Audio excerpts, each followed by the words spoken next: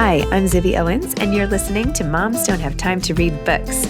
This 30-minute podcast features a new author interviewed by me every single day, 365 days a year, for about 30 minutes. I am also the publisher for Zibby Books, which publishes 12 books a year in fiction and memoir. Our books are already out now. You can check it out on zibbybooks.com. And we have a magazine called Zibby Mag, where we have lots of wonderful essays and lifestyle features. That's at zibbymag.com. We have classes at zibbyclasses.com. And I recently opened a bookstore in LA called Zibby's Bookshop at 1113 Montana Avenue at 11th Street in Santa Monica. I hope that you are able to enjoy some of our other offerings. But this here podcast is the basis of all of it and started in 2018. And no matter what I do, this is basically my favorite thing. Enjoy.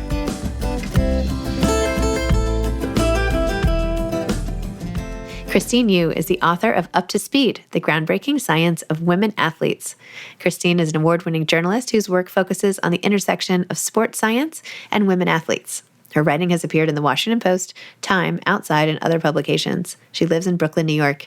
And by the way, she and I shared a mutual, really close friend who passed away, Stacey Sanders, who I write about in Bookends. And after we did this podcast interview, she emailed me a whole bunch of pictures of when they went to boarding school together, which just completely warmed my heart. Welcome, Christine. Thank you so much for coming on Moms Don't Have Time to Read Books to discuss Up to Speed, the groundbreaking science of women athletes. Thank you so much for having me, Zibby. I'm so excited to be here. Oh, thank you for coming on. And I know we have a special connection too, which is so nice. So, Up to Speed, you start this book, you've just heard your knee pop, right? You have had a torn ACL in the past. Now you have a new injury. Talk about how that is just such a perfect, introduction to all of the science and everything that you've uncovered about women athletes.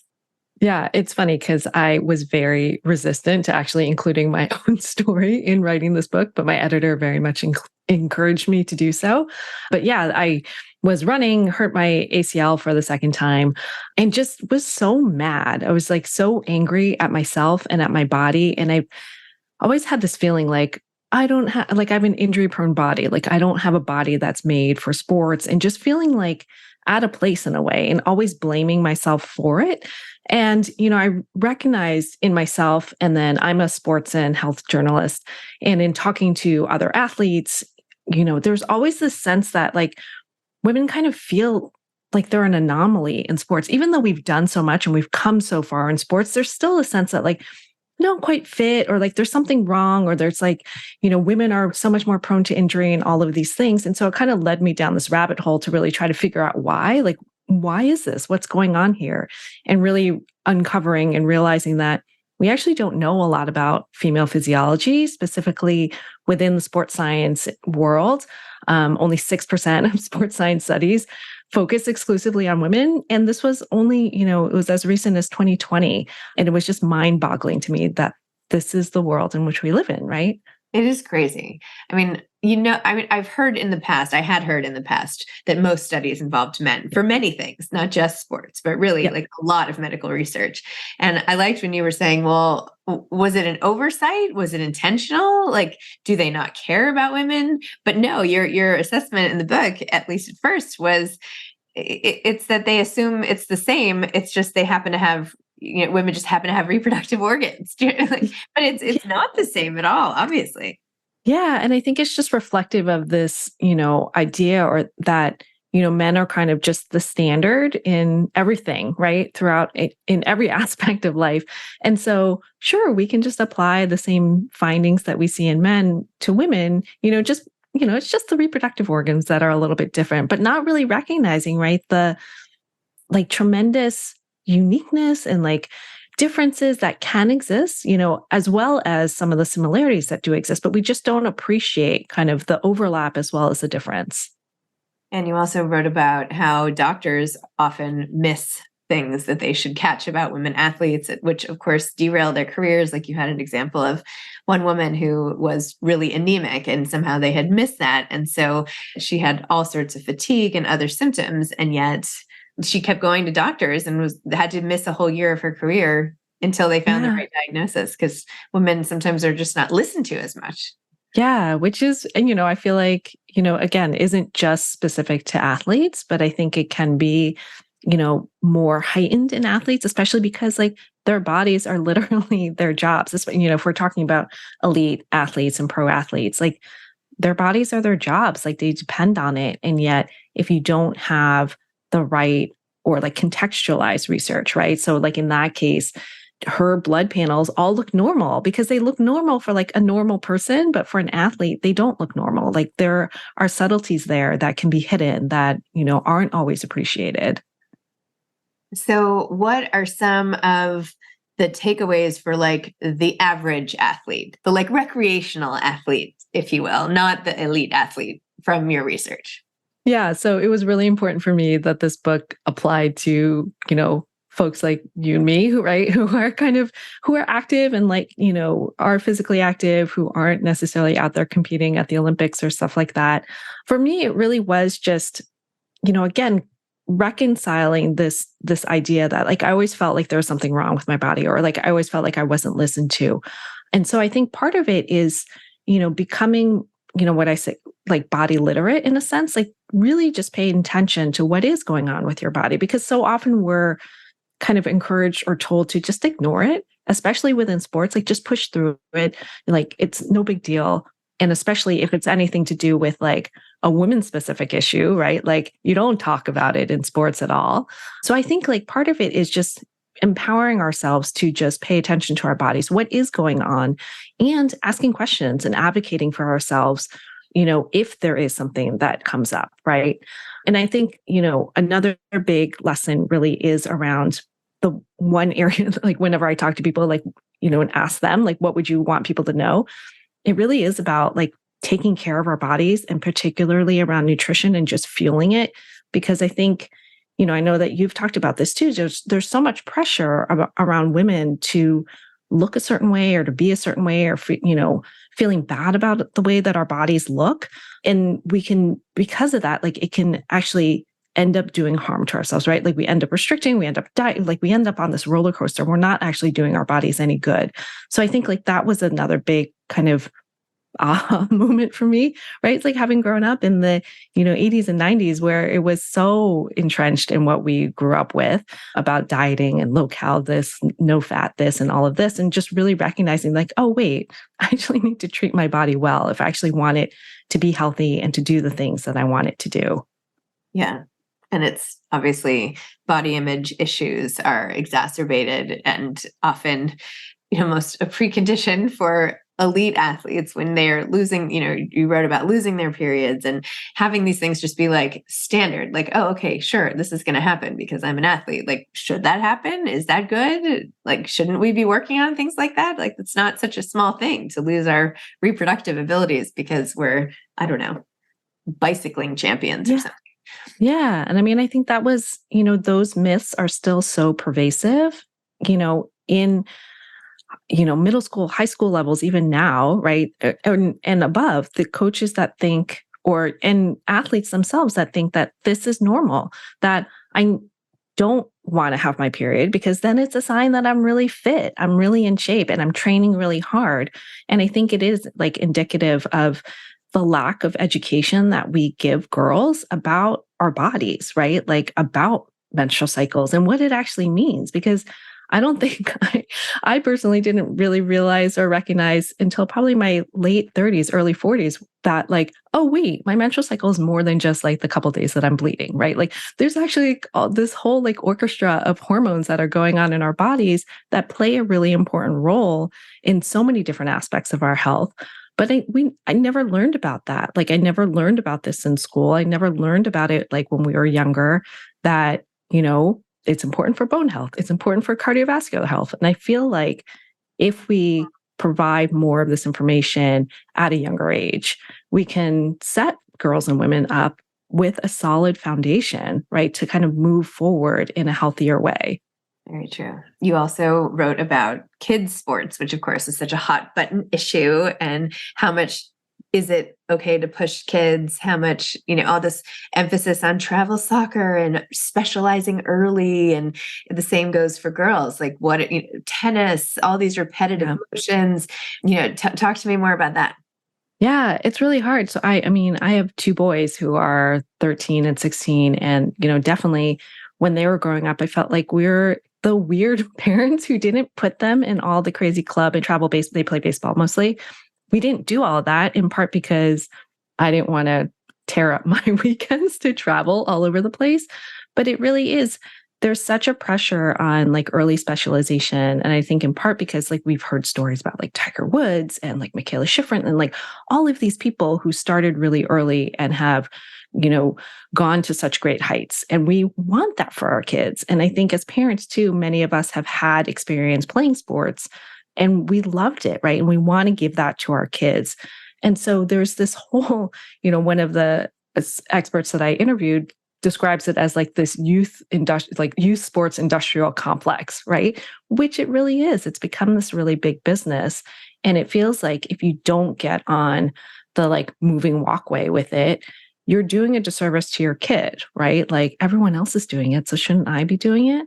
But I think what it kind of misses is it doesn't really acknowledge the actual like physiological development and maturational development of kids at this age, because it's a tremendous period of growth and change, like almost as much as like when they are babies. And yet these systems of youth sports, they don't pay attention to that, right? So we're almost like piling on all of this work and volume and asking them to do all this crazy stuff and train year round and train 6 days a week or 7 days a week without recognizing that like their bodies are growing and frankly, like really almost like, I don't want to say fragile, like as if they'll break, but it is like, this vulnerable period of time in which their bodies literally are morphing and changing in shape. And they are more pliable, if you will. They are more susceptible to injury. So yeah, I worry about that a lot and kind of what we set kids up for. I did one season of travel baseball with my son, who didn't even really like baseball that much. And we were at some doubleheader that was like an hour and a half outside the city. And I have 4 kids. I had to leave the other 3 kids to like sit there and watch him like sit in the dugout and eat the snacks I packed him. And I was like, this is ridiculous. Like, yes, I'm not doing this anymore. Like, do you like this? And he was like, yeah.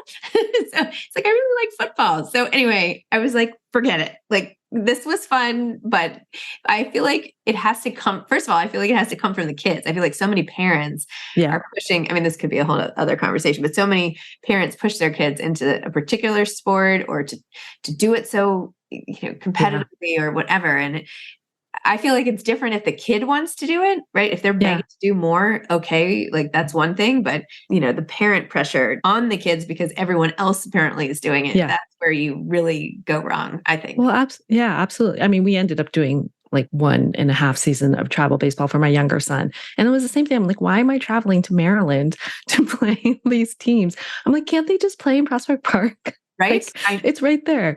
Yeah. There are a lot of children that play baseball in Brooklyn. Like, I'm sure we could, we don't have to travel 4 hours or whatever it was. Yeah. Well, who even thought of this travel teams? Like for, shame on them. Like, yeah.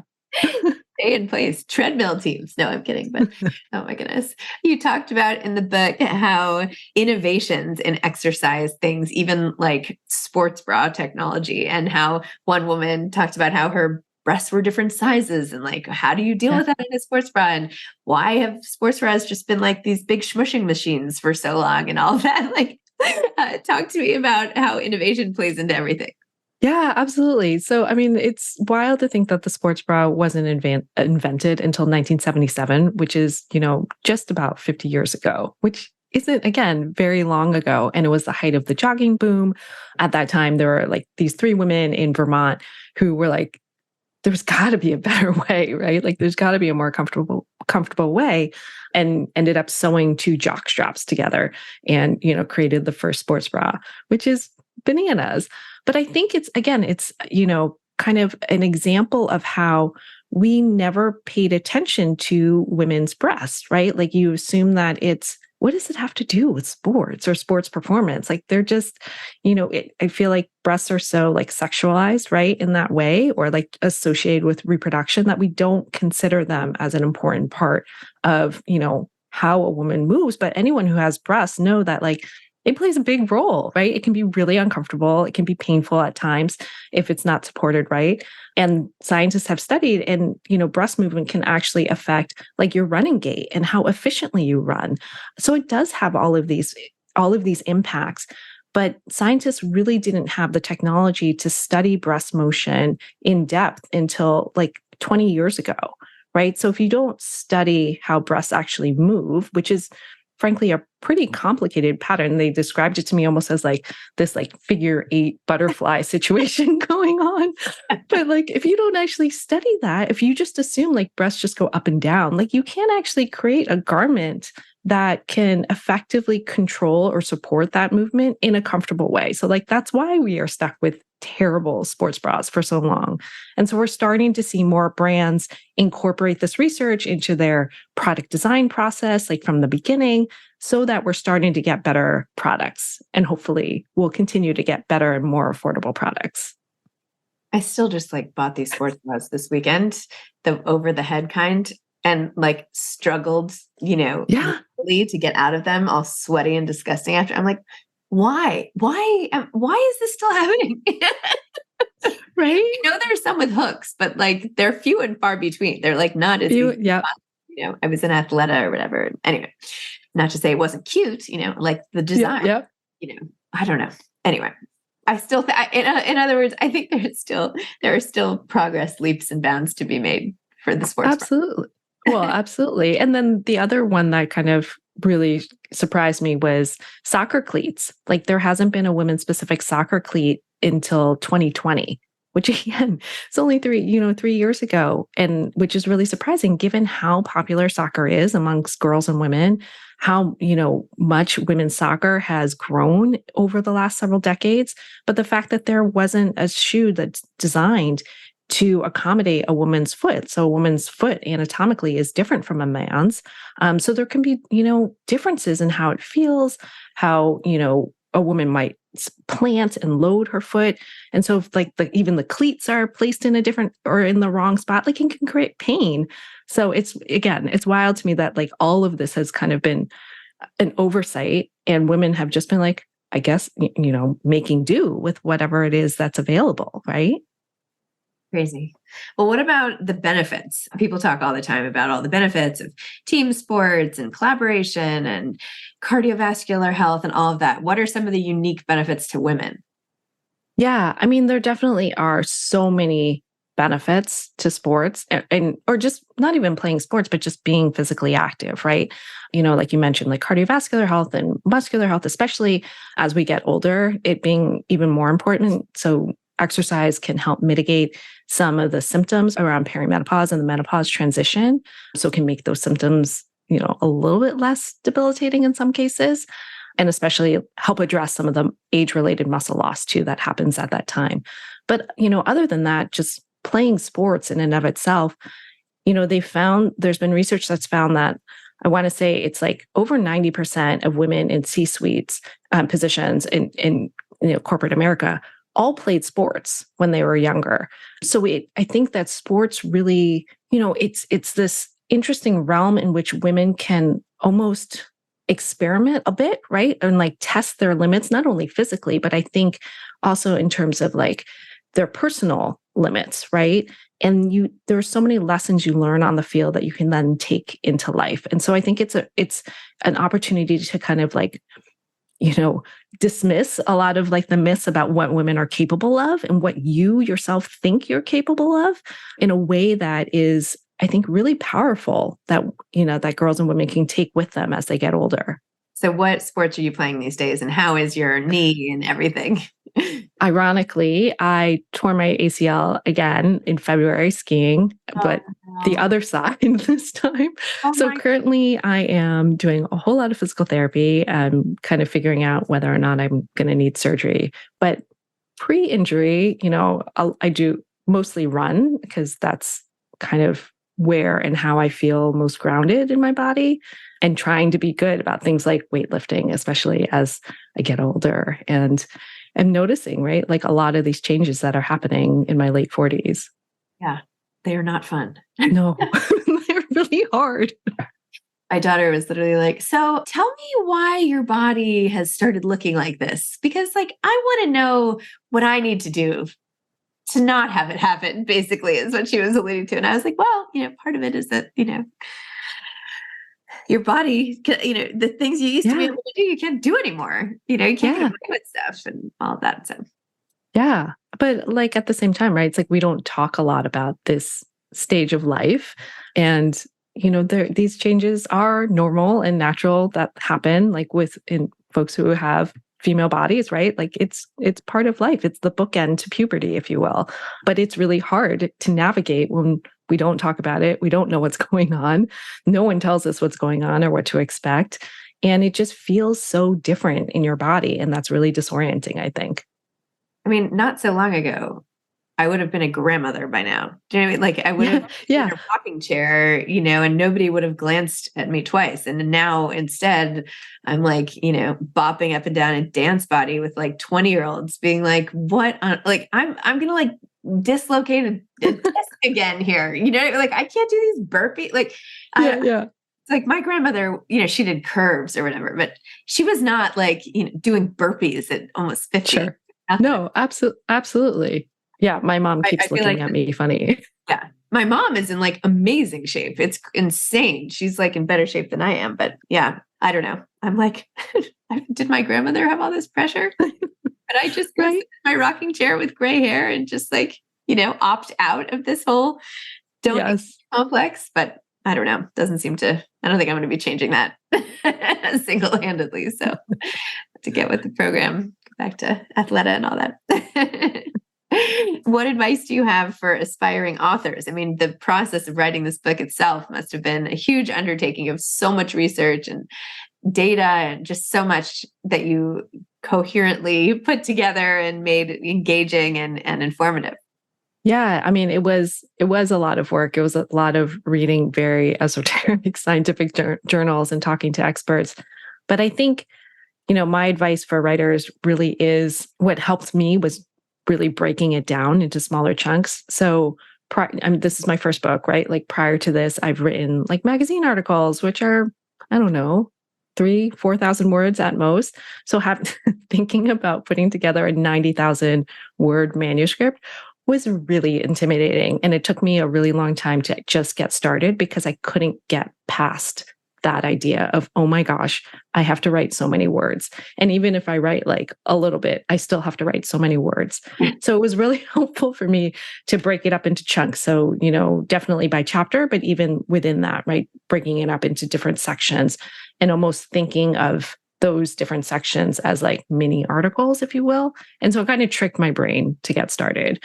I'm really just kind of getting started. Having a good support squad behind you too really helps. So having writer friends that I was texting, in the midst of this who would kind of cheer me on or like listen to me vent was like beyond invaluable. So nice. Yeah, I have to do that too when I write. It's like how many scenes? Like I'm just gonna write a scene. A scene sounds easy, an essay sounds a little bit. Yeah, sounds like forget about it. So absolutely, I know all the tricks to trick your brain. Exactly. And just in closing, tell me like a Stacy story or something about your relationship with her, and maybe I'll cut this part out. But yeah, no. So I mean, I think Stacy and I really got to be closer friends in senior year, at Andover. And I mean, she literally was like the rock in a way, right? Like she was so grounded and she was the one that I knew wouldn't be like totally going bananas or like lose her mind about some little thing, right? Like she was always really steady and stable and someone that I knew that I could really count on. We ended up doing I guess it was senior year, it was like a class on like the Vietnam War, but it was like an art and English class, kind of double period mixed together. So we did our final project together.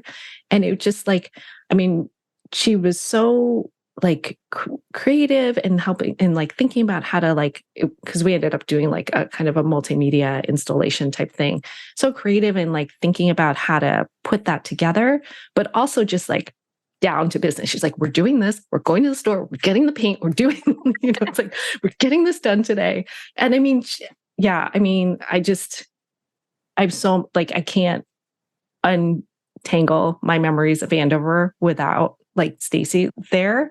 Like she was such an integral part of it. And yeah, I mean, amazing and incredible person. And I'm so happy to, get a chance to talk to you too, because I remember freshman year, her talking about like Zibby this, Zibby. I was like, who's this Zibby person? Aw, so sweet. Yeah. Yeah.